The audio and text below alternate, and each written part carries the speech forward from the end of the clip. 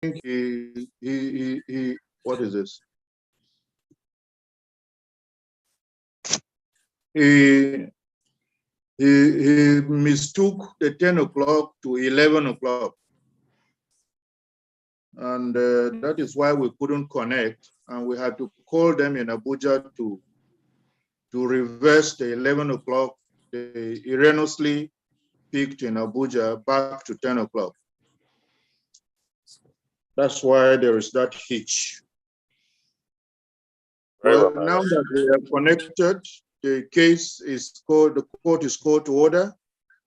NICN Awka 41-2019 between Engineer Joseph Ekezie Mose versus Ibeto Petrochemical Industries Limited. So can I have appearances of counsel? Appearances of counsel. My Lord, in the absence of the plaintiff or plaintiff's counsel, my name is Victor Ude.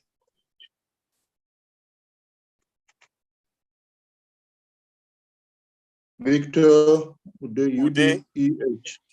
U-D-E-H. Right. And my humble appearance is for the defendant.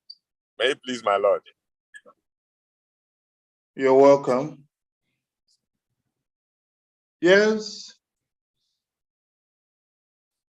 My Lord, the matter is adjourned today for judgment. And Okay. Subject to my Lord's convenience, we are ready to take the judgment.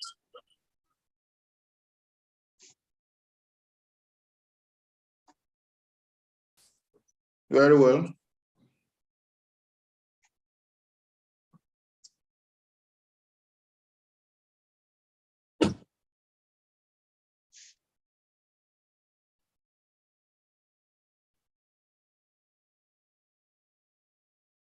Any appearance for the claimant? My Lord, not to my knowledge. I've not seen them online. That's why I'm just announcing so that if the claimant counsel is anywhere, he would respond himself. As the court pleases. I am done with you already. As the court pleases. My Lord, I'm grateful. Yes, I am done with you already. That's why I am announcing in the event that counsel to the claimant is listening to me somewhere. As the court pleases. Yes. Yes, so what time is the appointment?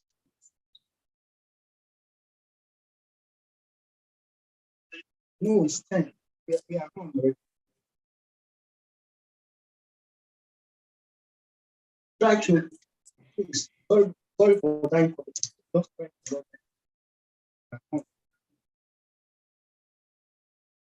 Well, the registrar who is with me here has called counsel to the claimant, and counsel to the claimant is saying that the information he has is 11 o'clock.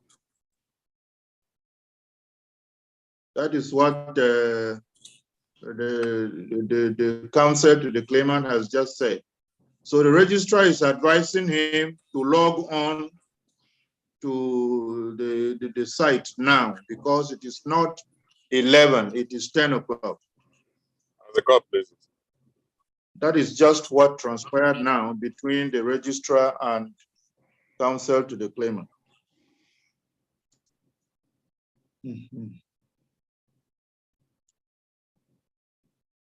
How long does that take?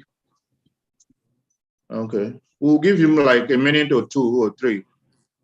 As the court pleases. Yes.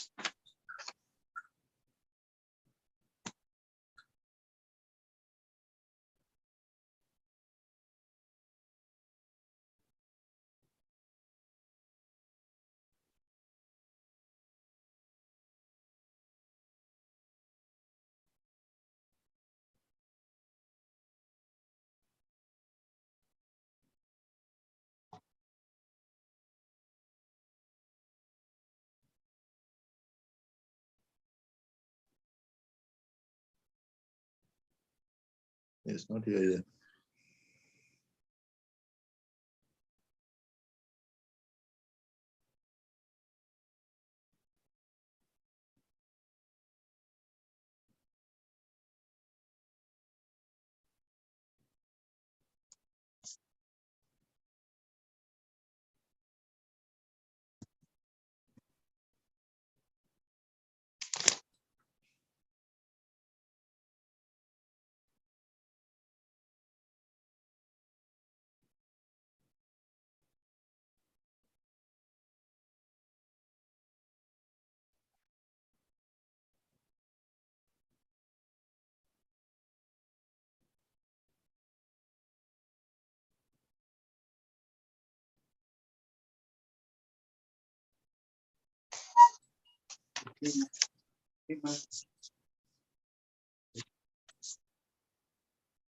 Online.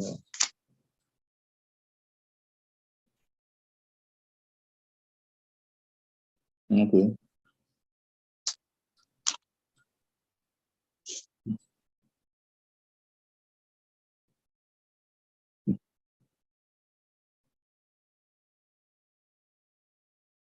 Who's that? Hmm? So who's that person?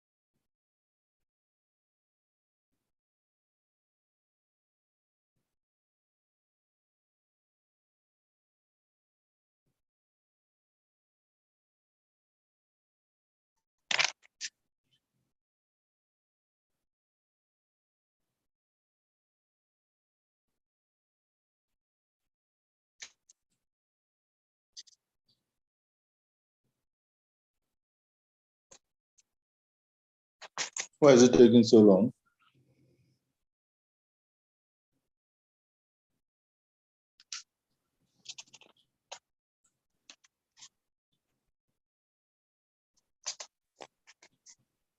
Hmm? It sounds cool.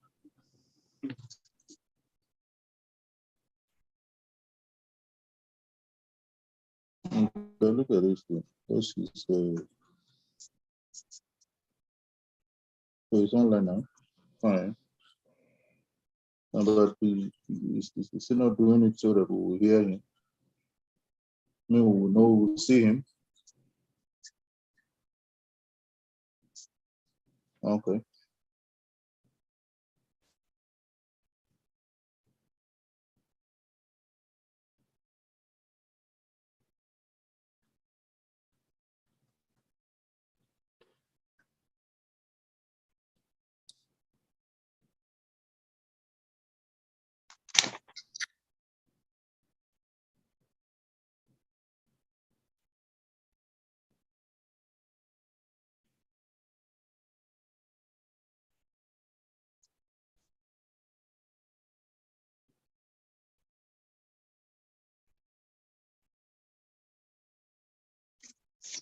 Very well. This is my judgment. I have carefully considered the respective processes filed and the submissions of the parties. The record of the court indicates that since the claimant and the defendant had sole witnesses Both were labeled as CW and DW, and not CW1 and DW1 as narrated in their final written addresses.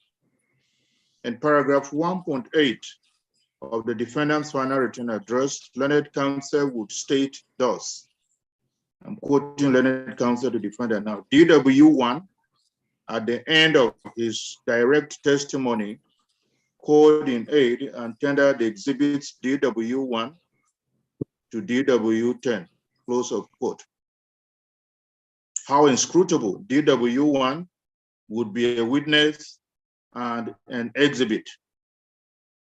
In paragraph 3.34 of the defendant's final written address, reference is made to exhibit PW10.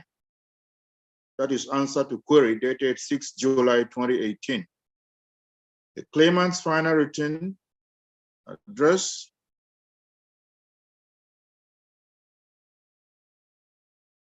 at paragraph 3.1.6 also stated that, quote, the letter of employment dated 11th day of September 1977 was admitted in evidence as exhibit PW1, close of quote. None of all of this reflects the record of the court.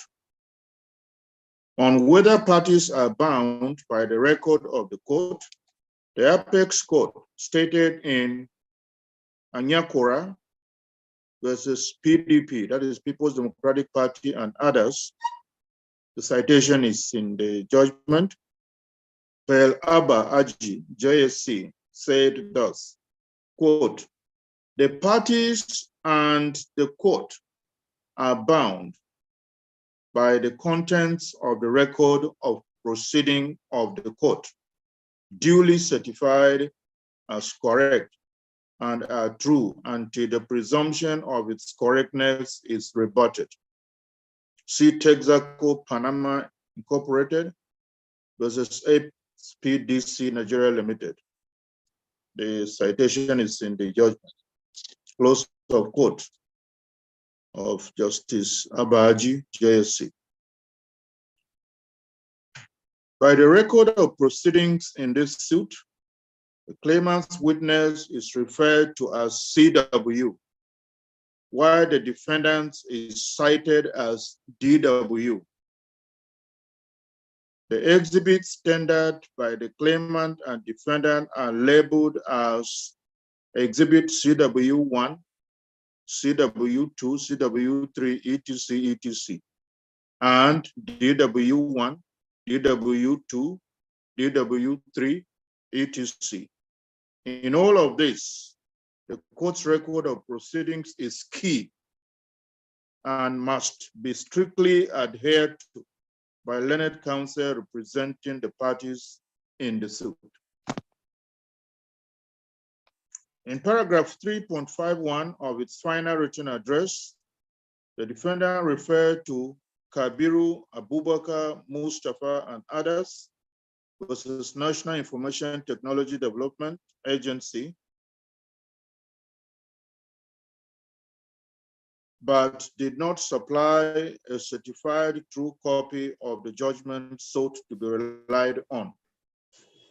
Major General Kayode Oni, retired, and 4 others versus Governor of Ekiti State and another, citation is supplied then, heard that, quote, it is an elementary principle, very elementary, that counsel who wants the court to make use of the authorities cited in the court must provide the name of parties, the year the case was decided, and where the case is reported. Name of the law report, the year, volume, and page must be cited. See also Michael Yusuf and others versus Samuel Afolabi Toluhi. The citation is in the judgment. I shall accordingly discountenance this case law authority in this judgment. The defendant took up exhibit CW2 that is the Ibeto Group Staff Handbook, arguing that such unexecuted document ought not to be given any consideration, and the defendant urged the court to set it aside and attach no probative value to it. He cited Golan versus Muhammad, AG Abia State versus Agbaranya, Aiki versus Idowu, United Investments Limited versus Registrar of Titles, Lagos State, and others, and Omega Bank Nigeria PLC versus OBC Limited. The citations of those cases are there in the judgment. In reaction, the claimant argued in paragraph 3.2.3 of his final written address that he was employed by the defendant since 1997, and he worked until 28 August 2018, that the defendant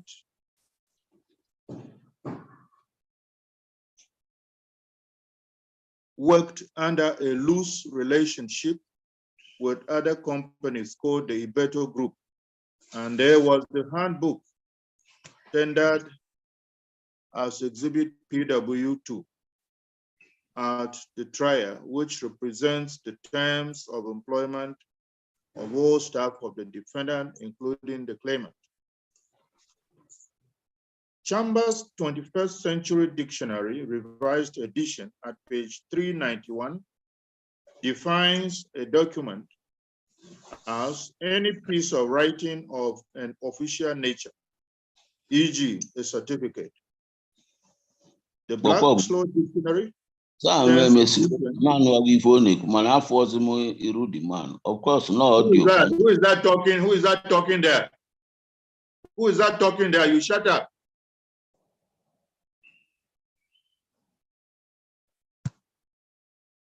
Who is that talking there?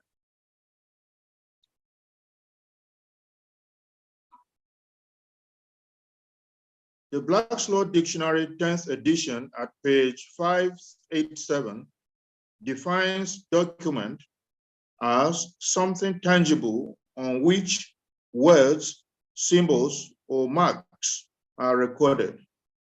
Most traditionally, the term embraced any piece of paper with information on it.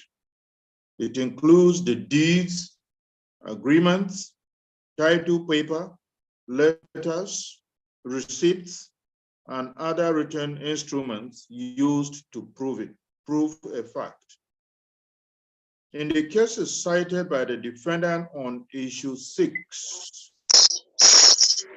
AG Abia State versus Garanya Supra argued that an unsigned document is worthless and void.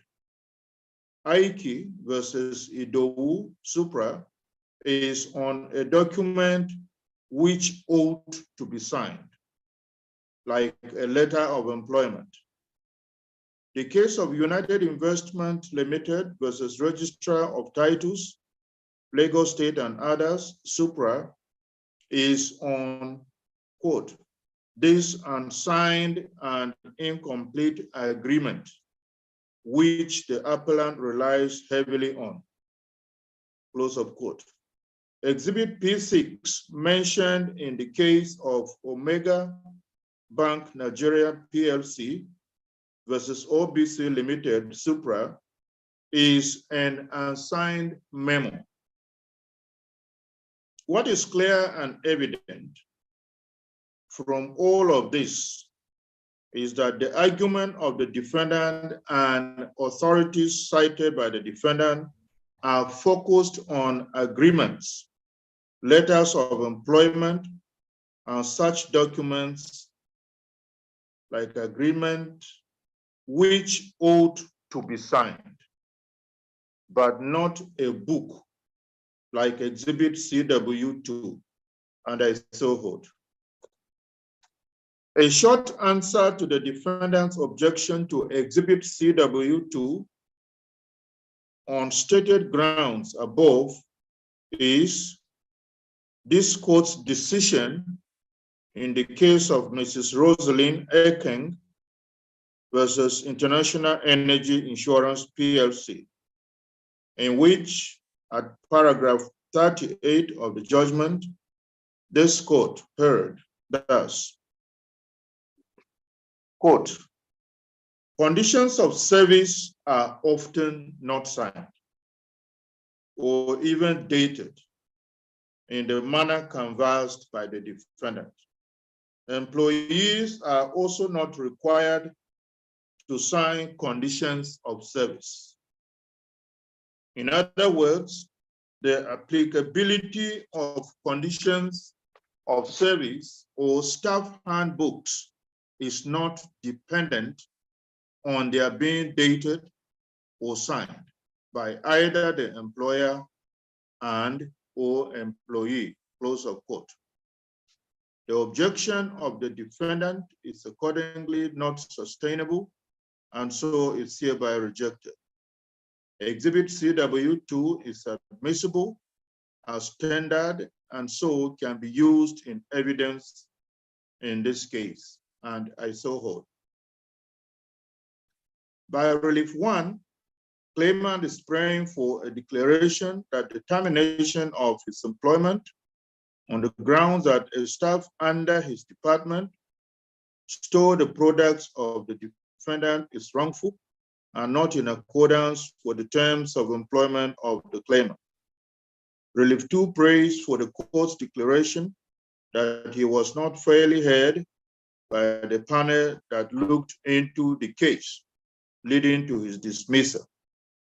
Reliefs 3, 4, 5, 7, and 8 then pray for monetary reliefs. Relief 5 is for certificate of employment. By Attorney General of Rivers State versus Attorney General of the Federation, 2022 Law Pavilion, the citation fully is in the judgment. Quote, a declaratory relief is a procedural device for ascertaining and determining the rights of parties or for the determination of a point of law.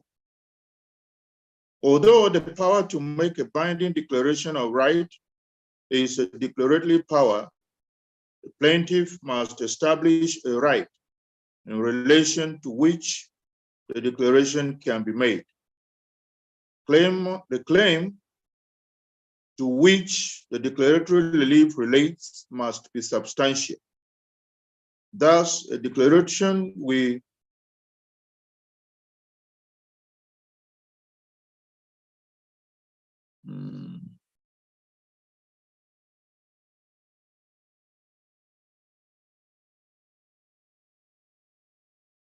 a declaratory relief will only be granted where there is a breach of a right. It is the practice that a declaratory relief will be granted where the plaintiff is entitled to relief in the fullest meaning of the word. Furthermore, the relief claimed must be something which it would not be unlawful or unconstitutional or inequitable for the court to grant. It should also not be contrary to the acceptable principles upon which the court exercises its jurisdiction, close of quote. See Adamu, retired versus Nigerian Air Force, and another, Okoye and others versus Wanko, Attorney General Rivers State versus AG Akwa Ibom State. The citations are in the judgment. Paragraphs 9, 10, 11, 12, and 13 of the claimant's statement of facts, which is supported by paragraphs 16, 17, 18, 19, and 20 and 21 of his deposition, indicate that the claimant was queried by the defendant for poor management of the department and staff under his responsibility. that after his appearance before the investigative panel, he was suspended via letter dated 30th July 2018 on grounds of intentional gross negligence of his duties. The claimant went on to contend in paragraph 24 of his statement of facts that he executed the functions of his office creditably well until his unmeritorious dismissal on 29th August 2018. In reaction, the defendant averred in paragraphs 11, 12, and 13 of its statement of defense, supported by paragraph 15, 16, and 17 of its deposition on oath, maintained that the issuance of query to the claimant was not just in tandem with the defendant's company policy, due to the unsatisfactory answer given by the claimant in response to the query, a panel was constituted which, upon conclusion of the hearing and evidence, made its conclusion in line with the policy directive 11.19. See exhibits DW4 and DW5. Given reliefs 1 and 2 of the claimant, a key part of the claimant's case is that he was not given fair hearing. The argument of the claimant here is that he was not given any fair hearing by the disciplinary panel of the defendant before he was punished by means of a query, followed by suspension without pay.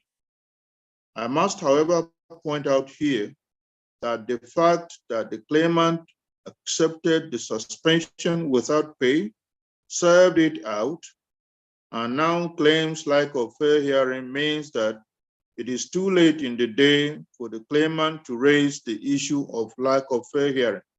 Now, in any event, the employee who seeks to rely on lack of fair hearing must have raised it timeously, especially during the process of the disciplinary hearing.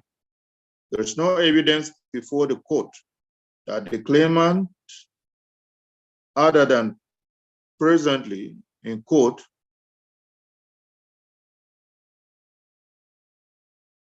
raised the issue of lack of fair hearing prior to his going on suspension without pay. I cited the case of Mrs. Titilayo Akinsoya versus Coca-Cola Nigeria Limited and 2 others. See also Honorable Justice Basi Tamb Ebuta versus National Judicial Council and 3 others. The citations are in the judgment.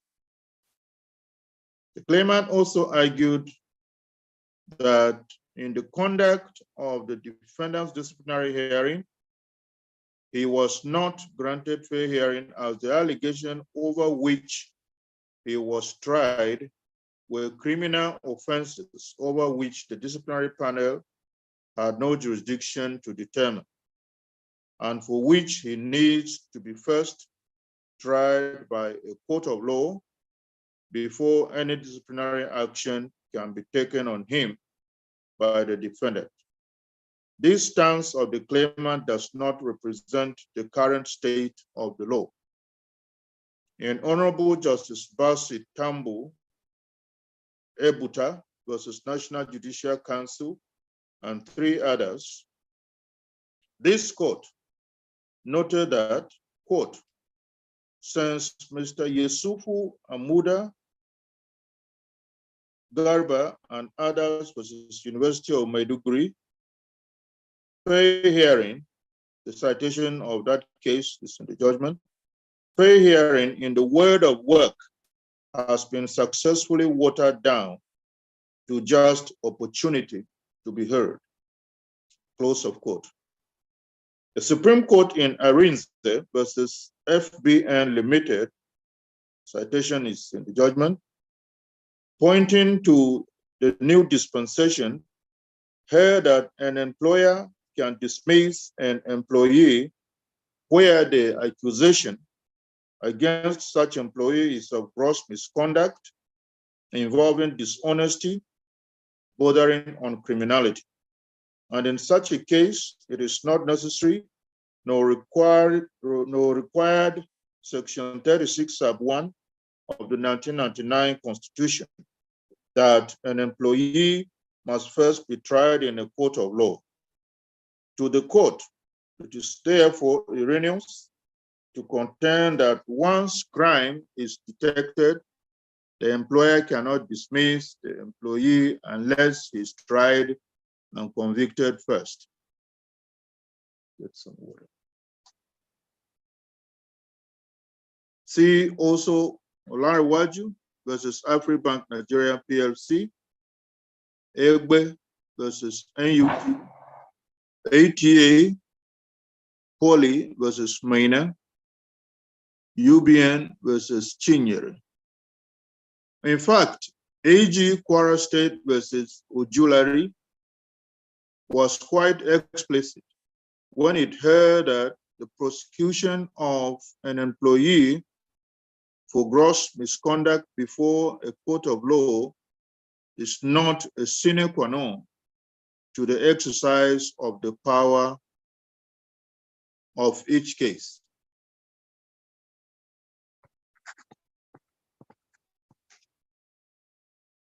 And by Jubril versus military administrator of Kwara State, citation is in the judgment, where there has been admission on commission of misconduct or crime by an employee, the need for proof before a regular criminal court no longer arises.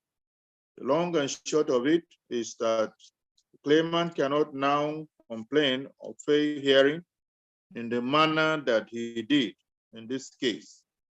His argument in that regard is accordingly rejected, and I so hold. On its part, the defendant had in its written address admitted and so canvassed the position that it terminated the claimant's employment. Exhibit CW7, dated August 29, 2018, is quite specific in stating thus, take some sip.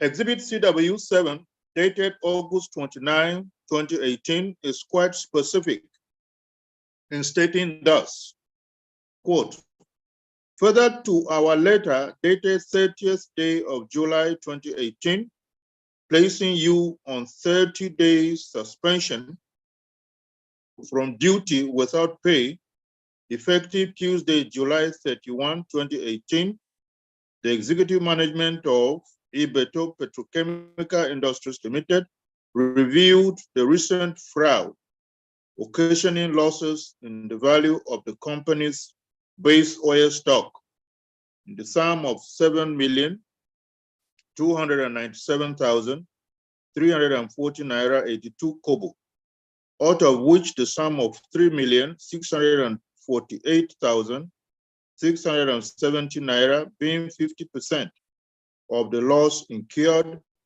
by the company aforesaid, was due to your poor managerial supervision and intentional gross negligence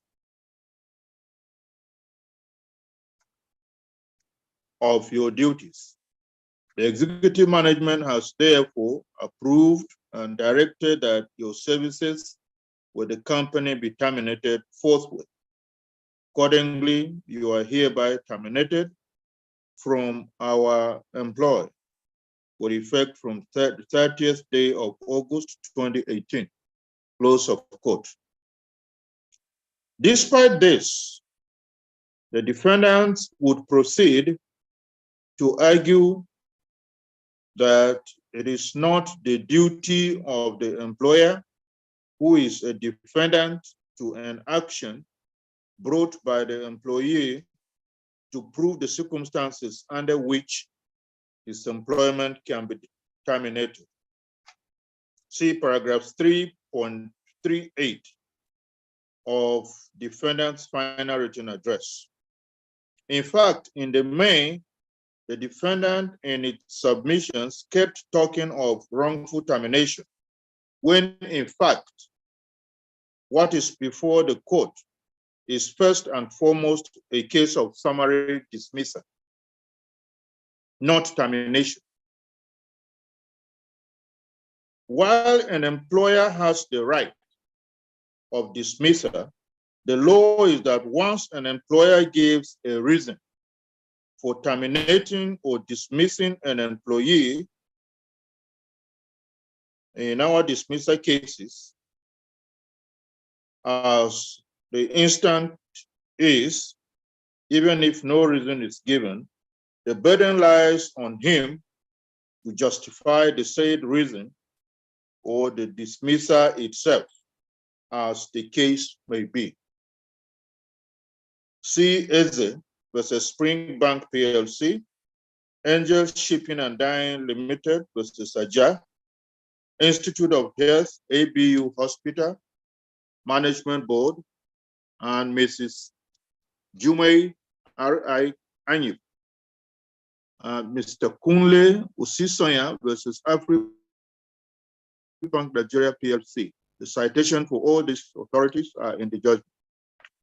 Thus, in the instant case, the burden is on the defendant to justify the dismissal admitted out to the claimant. Explanation given by the defendant is that based on the investigation it conducted, claimant was found guilty of poor managerial supervision and intentional gross negligence of his duties.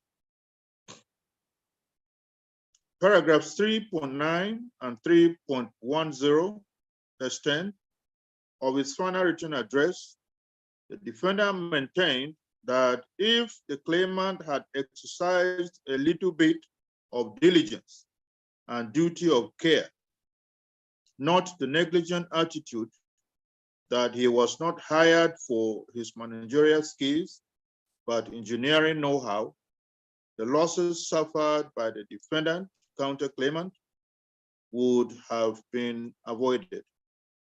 To the defendant, it is settled law that an employee is under an obligation to report to his employer any information about anything he discovers in the course of his duty, which he knows or has a good reason to believe is harmful to his employer. However, in the course of cross-examination on 2nd November 2022, the claimant stated thus, I'm quoting the claimant now, as head of operations of Principal Manager Kader, I owed the defendant a duty to act in the best interest of the defendant. One of my responsibilities as senior manager included oversight of defendant's raw materials, including base oil, that is raw material for production of engine oil. The communication of my employment as a staff of the defendant was not oral, but through a written document.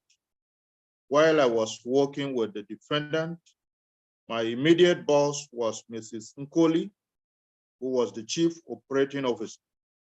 I do not have the copy of the report or the mail to Nkoli because I was whisked away from my office and I did not carry any document from my office to enable me present same in court as demanded by the defense counsel.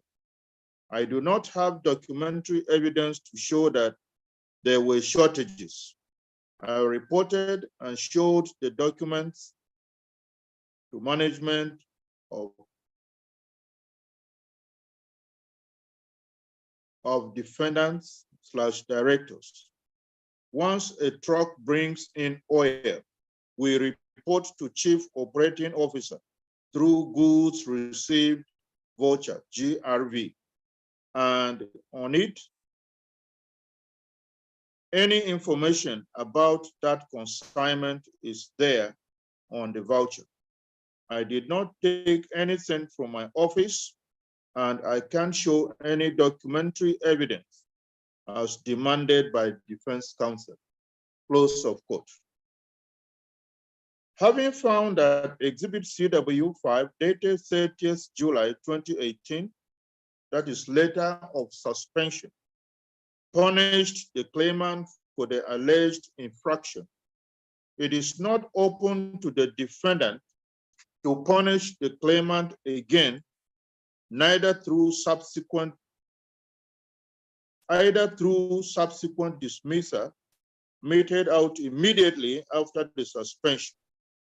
In this sense, it is my determination that what the defendant did to the claimant by suspending him and following up with dismissal amounts to double jeopardy. On double jeopardy, especially as it relates to civil actions, CPML Securities Company Limited versus FRN. See also Nigerian Army versus Aminu Kanu. See Abacha versus FRN. See Nweke versus FRN. The citations are in the judgment. The law is that an employer has the discretion to give a lesser punishment to an employee, but he has no discretion to give a higher punishment than that prescribed. See Udebuna versus FCDA. Citation is in the judgment. By New Nigerian Bank Limited versus Obewudiri, citation is there. The effective date of the dismissal of an employee must be reckoned as the date when the letter of dismissal was written. He is therefore entitled to all his accrued rights up to that date. All of this means that the new dispensation is that whether termination or dismissal is wrong or not, all earnings of an employee prior to the dismissal must be paid by the employer to such an employee. See Udebuna versus FCDA Supra, Underwater Engineering Company Limited versus Dubafon, Kasili Olubenga versus Access Bank PLC,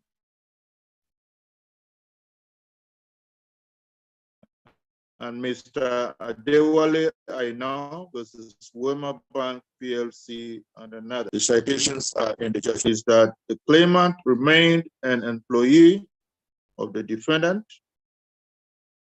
Bernard Olonge Ojiefo Longe versus First Bank of Nigeria PLC heard that a suspended employee remained an employee of the employer for as long as the suspension lasted.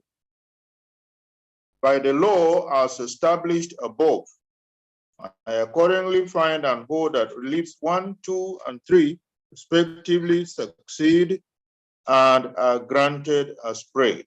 I so hold. In holding that the dismissal of the employment of the claimant is wrongful, as he was not fairly heard by the panel that looked into the case leading to his dismissal, it is accordingly ordered that the dismissal is set aside and substituted with retirement. The claimant is in effect entitled to the total benefits due to him as in the sum of 4,02,536 naira 60 kobo as his gratuity. Relief 4, is for declaration of the court that the claimant is entitled to all his terminal benefits as a retiree contained in the Ibeto Group Staff Handbook, which contains the terms of employment of the claimant. Paragraph 2 of his statement of facts, supported by his deposition in paragraph 4 thereof, the claimant averred that a copy of the staff handbook was given to him by the defendant, and same was attached to the statement of facts tendered in evidence as Exhibit CW2. Under cross-examination by counsel to claimant, DW acknowledged the defendant's website, www.theibetogroup.com, but that the only title document on employment is claimant's letter of employment.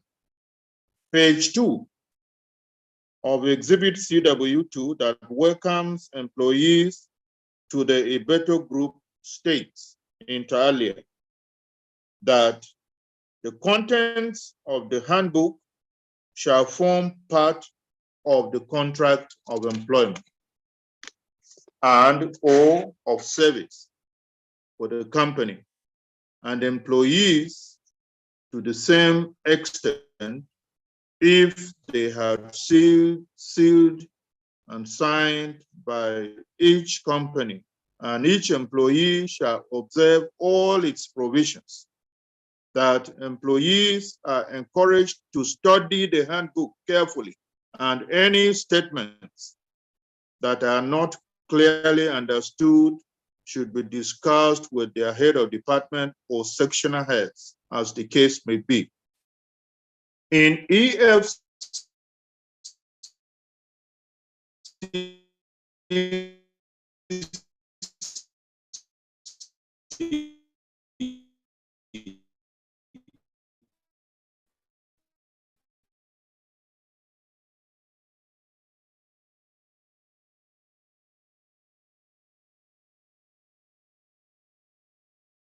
versus Ologation is in the judgment. The court ordered, quote, the handbook provides the working provides for the making of staff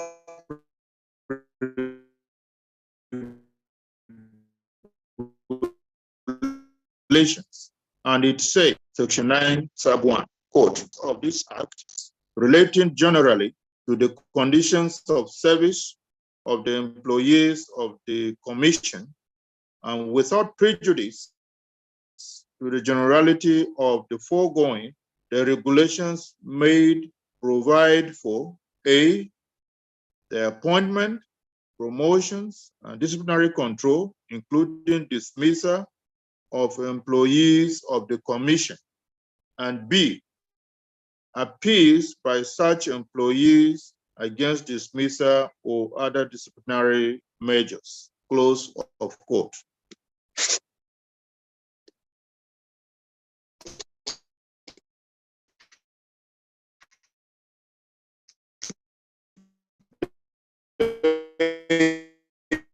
The Ibeto Group staff hand in part 1. Part 1 is transition for mandatory retirement and voluntary retirement.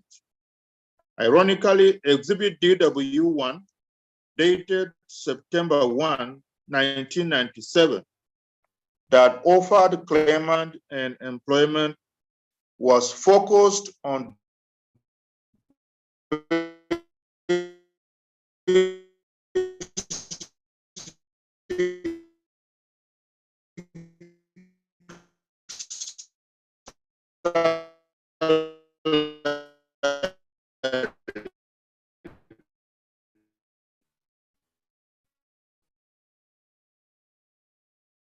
and allowance in EFCC versus Olowuni to pronounce that, quote, non-signing process of appointing by the commission cannot make the handbook illegal, close of quote. See also Shuaibu and others versus Nigerian Bottling Company, PLC, Coca-Cola. Citation is also in the judgment. The nebulous argument of the defendant that the Ibeto Group staff handbook is inapplicable not only because it was at no time issued to the claimant or any staff at all, but its inapplicability is evidenced by the fact that it was not signed or executed to make it implementable or applicable to this case, in my humble view, is odious and cannot be sustained. And I so find. And Mohammed Dunguns and others versus ENL Consortium Limited, the citation is in the judgment.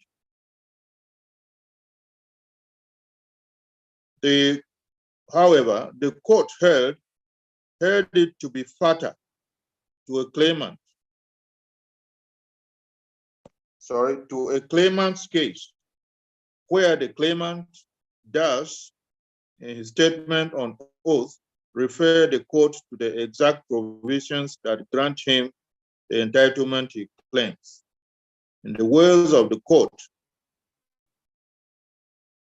I must emphasize here that throughout their written address, claimants made no attempt whatsoever to indicate to the court the exact provision of the documents they front-loaded that grants them the entitlements they claim. Merely front-loading a document and saying that a right inures from it without indicating the clause, section, article, or paragraph that grants the right is not sufficient. Counsel should not expect that it is the court that we shop for a relevant article that substantiates the claims of his or her client. This is very bad advocacy, and cases can be lost just in that scope. Relief 5 is for an order directing the defendant to pay to the claimant the sum of 4,02,536 naira 60 kobo, less the sum of 363,866 naira 60 kobo, which had been paid by the defendant. In holding that the claimant's dismissal is set aside and substituted with retirement, the claimant is entitled to his gratuity, which by Exhibit CW 12 is 4,007,536 naira 60 kobo. I so hold and I so grant. Relief 6 is for certificate of employment. In Oguntayo Oluwole Michael versus Fidelity Bank PLC and another, the citation is in the judgment. The claim for work reference, which was unsupported by any pleading, was rejected by this court. In the instant case, the claimant does not have the necessary pleadings. In Kofri Epo Yang versus Alpha Beta Consulting LLP, a duty imposed by the employer's handbook to issue to the employee a certificate of service was upheld as binding on the employer by the court, and that its breach was remediable by an award for damages. Relief 7 is a claim for claimant solicitor's fee of the sum of 650,000 naira. In paragraphs 29 and 30 of his statement of facts, deposed in paragraph 35, claimant averred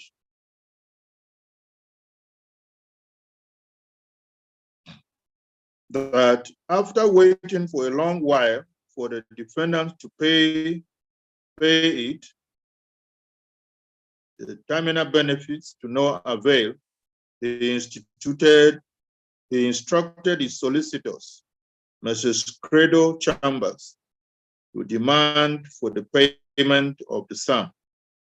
That after waiting for a long time for the defendant's response to the said letter to no avail, he instructed his solicitors to institute an action in court to recover the unpaid terminal benefits, for which he was billed the sum of 650,000 naira through the firm's invoice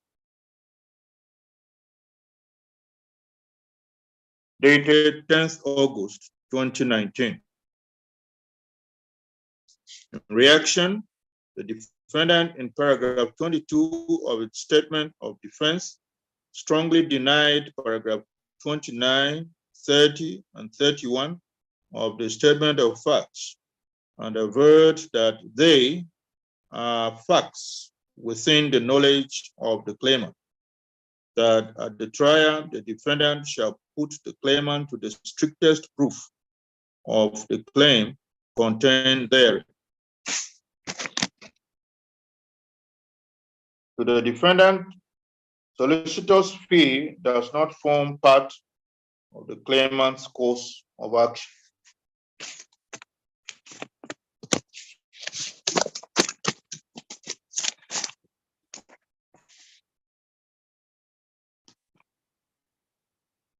On whether the claim for solicitor's fee must be specifically pleaded and proved by credible evidence, United Bank for Africa, PLC, and another versus View and Trust Ventures Limited, heard per Schweibu, JCA, thus, quoting Justice Schweibu, JCA now. The law is settled that a claim for solicitor's fee, which does not form part of the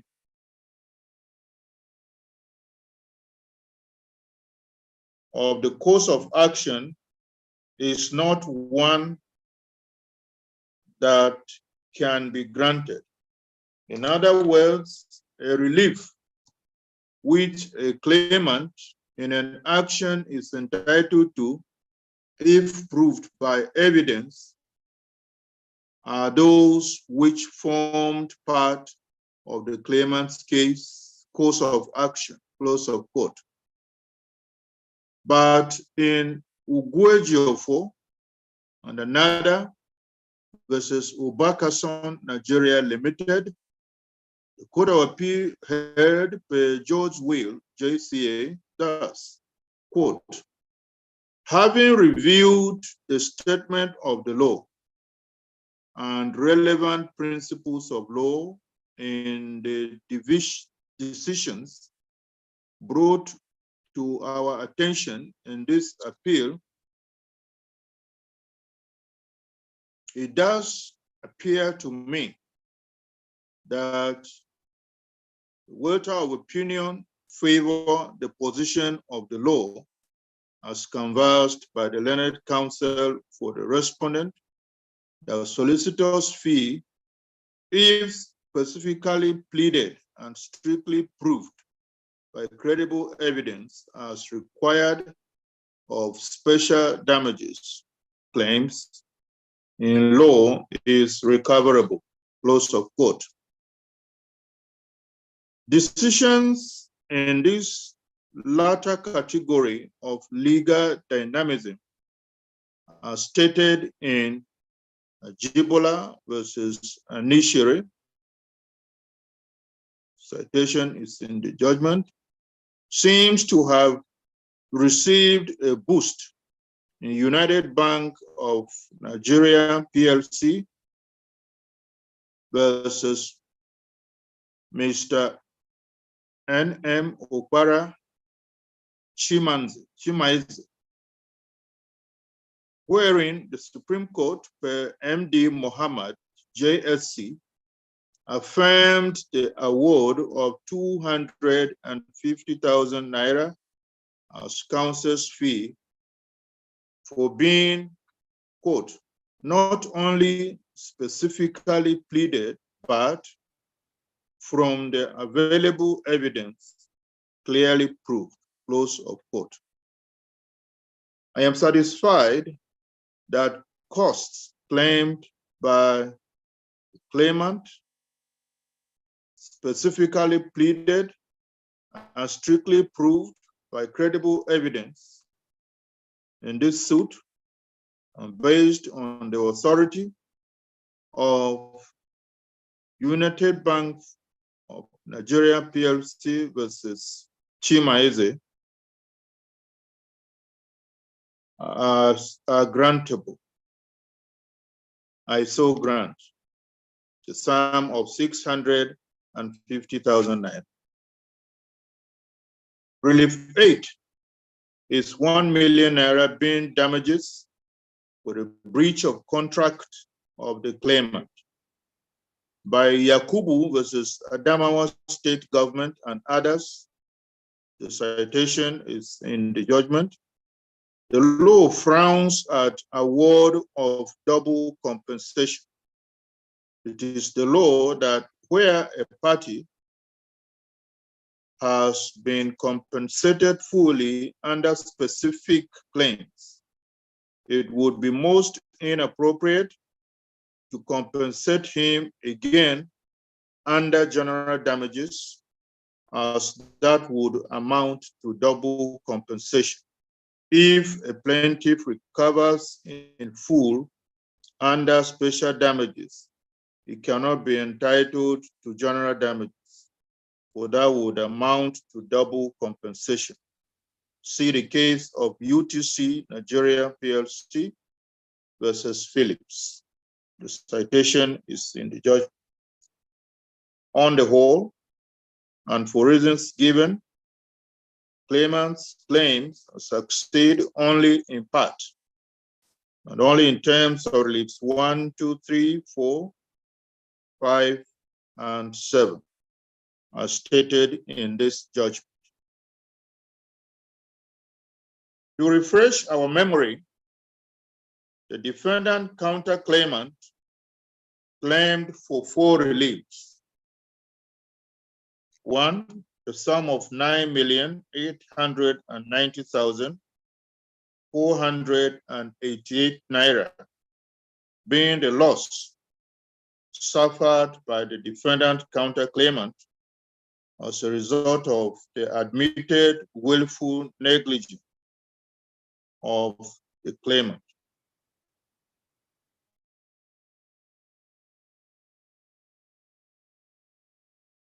2, the sum of 10 million naira as cost incurred by way of professional fee payable by the defendant counter-claimant to its solicitors.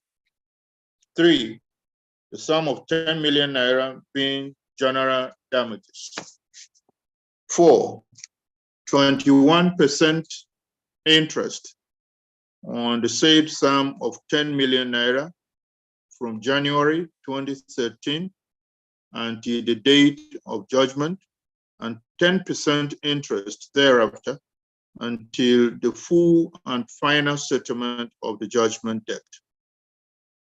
The reality of is that counterclaimant 1 is the main counterclaim. If it succeeds, then counterclaims 2, 3, and 4 may be considered. And if it fails, then counterclaims 2, 3, and 4 will equally fail. On 3rd November 2022, when this suit came up for continuation of hearing, DW, that is Chief Kingsley Khalil, stated under cross-examination by claimant's counsel thus: I'm quoting Chief Kalio now. It is correct, as suggested to me by claimant's counsel, that I am the same Kingsley Kalio of Ibeto Cement Company Limited.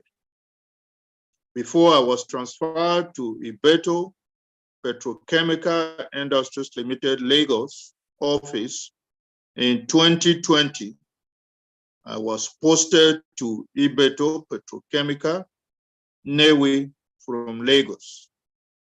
The Office of External Relations is a management cadre/position.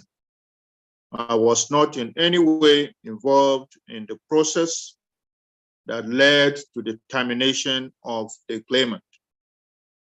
Then I had not yet been transferred to Newi office. Close of quote. In FRN versus Usman, the citation is in the judgment. Rose Viver, JSC, observed, quote, a witness is expected to testify in court on oath what he knows personally. If the witness testifies on what he heard some other person say, his evidence is hearsay. Such evidence is to inform the court of what he heard the other person say. If his testimony is to establish the truth of an event in question, it is hearsay and inadmissible evidence. Hearsay evidence is secondary evidence of an oral statement, best described as second-hand evidence. What a witness says he heard from another person is unreliable for many reasons. Justice Rose Viver cited Ojiofo versus the state and other cases cited in the judgment there. Kanyip versus PDP and others, and Damko and another versus Ucha. The evidence of DW on the events at defendant's plant between the claimant and the defendant by the evidence of, or by the testimony of DW is hearsay and inadmissible, and I so hold. In paragraph 34 of its statement of defense, complemented by paragraph 37 of its deposition, the defendant counterclaimant averred that between 2013 and 2017, when the claimant was firmly in charge of the operations of the defendant company, 124 trucks at 33,000 liters per truck of base oil was supplied to the defendant company. The defendant counterclaimant went on that it shall, at the trial, rely on the gate pass inventory for base oil delivery for the stated period and the delivery note of selected days.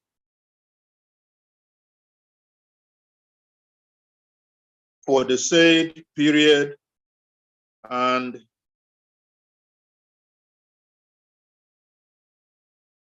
same are pleaded.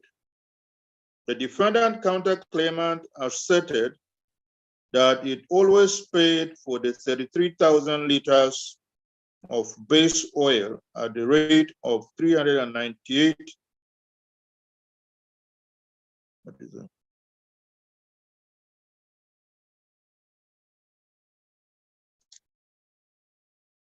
398, is it 1,000? 81 kobo per liter, that the defendant counterclaimant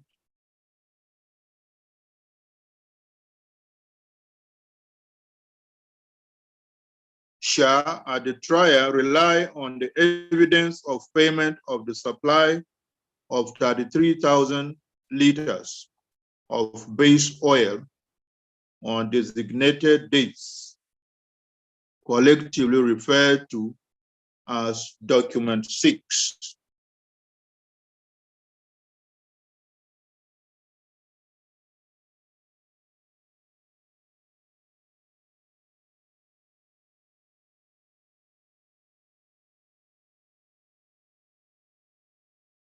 Relief 1 is a claim for monetary sums, which means it is a claim for special damages.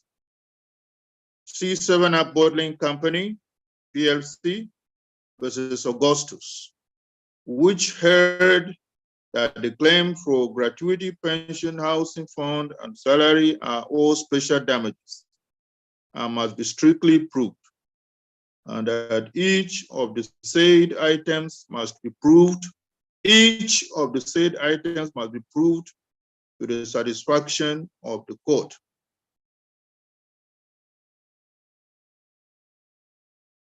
As the court is not entitled to make its own estimate of sum, it must be proved with credible evidence, and without such proof, no special damages can be awarded.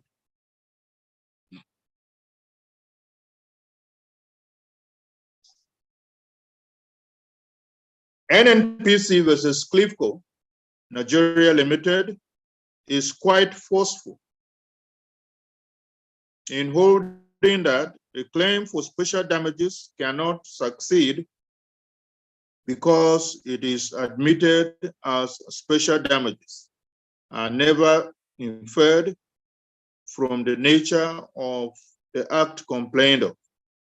They do not follow in the ordinary course, as is the case with general damages. They are exceptional and so must be claimed specially and proved strictly. That the fact that it appears to be admitted does not relieve the party claiming it of the requirement of proof with compelling evidence as special damages are exceptional in character, and so there is no room for inference by the court. It's unreasonable to consider a claim for special damages reasonable in the absence of proof. A claim for special damages succeeds on compelling evidence to justify it, and not on the sums claimed appearing reasonable to the court. See further Mr. Ignatius Nyanwu and others versus Mr. Elisha's Uzuwaka and others. The citation is in the judgment. 7-Up Bottling Company, PLC versus Augustus, heard that special damages must be strictly proved, and each of the items must be proved to the satisfaction of the court. The defendant opted to go by selected dates and designated dates. Exhibit DW7 dated 9th May 2016 for one quantity of base oil at the rate of 398.8, amounting to 13,160,730, does not meet the requirement of proof, especially as same was not pleaded nor strictly proved. And while Exhibit DW7 is dated 9th May 2016, the other three sheets attached to it are not distinctly identified or narrated, as same is left open to conjecture. The law is that each monthly procurement or supply of the product tells its distinct story.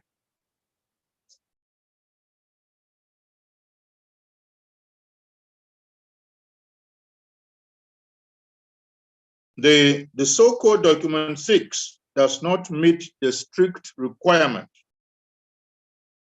of the law on proof of special damages, and I so hold.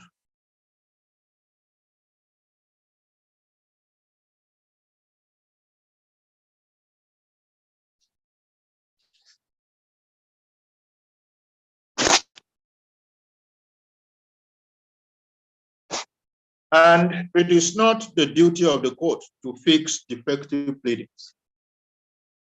As His Lordship 2 JCA of blessed memory puts it, in Chief James Onyewuke versus Modu Sule, the citation is in the judgment, a trial judge should not embark on a voyage seeking to repair the damage caused by counsel in failing to plead material facts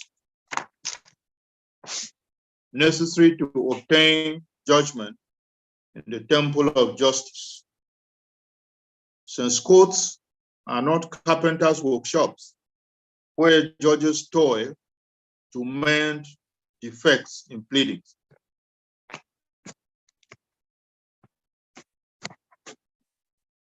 The claims for monetary sums by the defendant must therefore fail, and so are hereby dismissed. In like manner, it is not the duty of the court to fill gaps in pleadings. See Sunday Major versus National Institute for Pharmaceutical Research and Development, Peter Odili, JCA, then was. And Mr. Josiah versus Industrial Cartons Limited. The claim for 10 million being his gratuity pension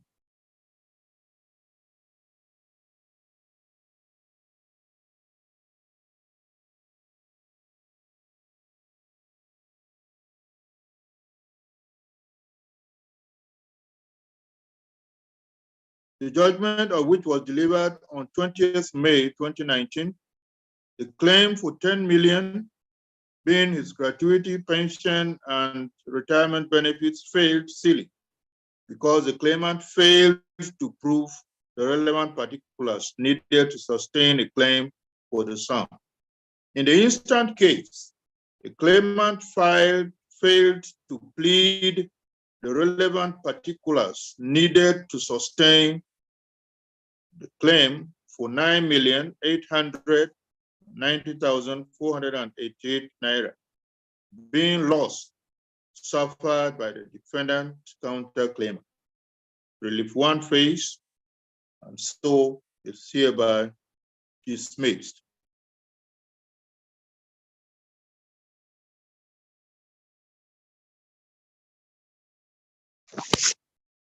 On the whole, the claimant's case succeeds in part and only in terms of the following declarations and orders.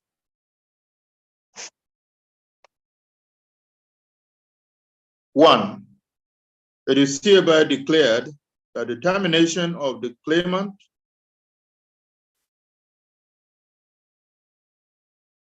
on the grounds that staff under his department stole the products of the defendant is wrongful and not in accordance with the terms of employment of the claimant.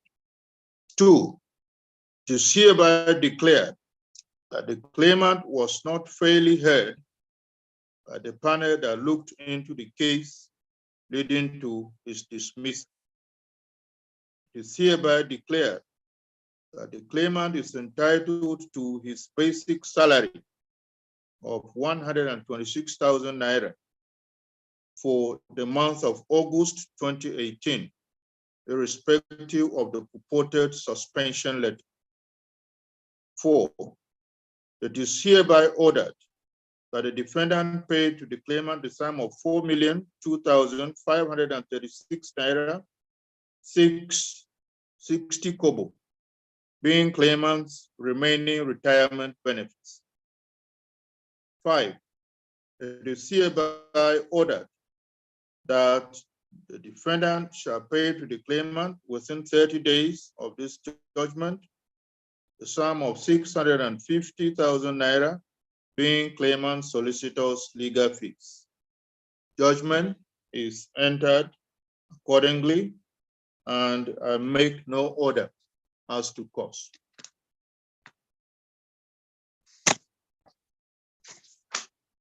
Ask court, please.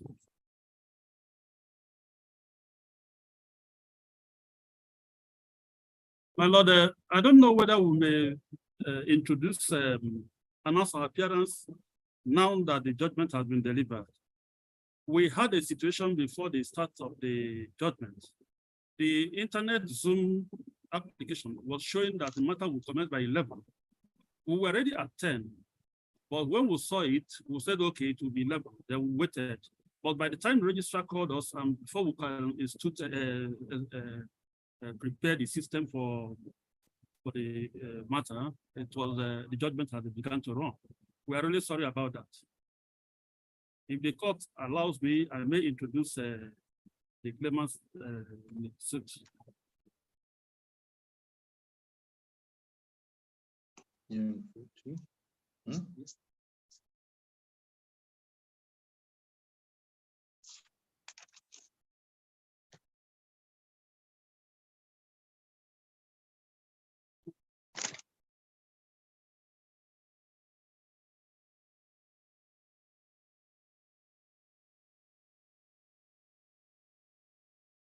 Yes. Yes, my Lord. Sam, my name is Samuel Ebunobi.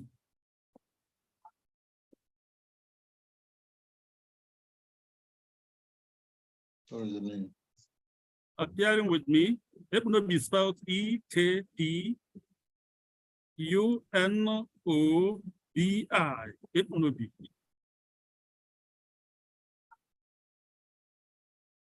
Let me hear the spelling again. E-K-P-U-N-O-B-I. Ebunobi. Yes. Yes, my Lord, appearing with me is my learned friend.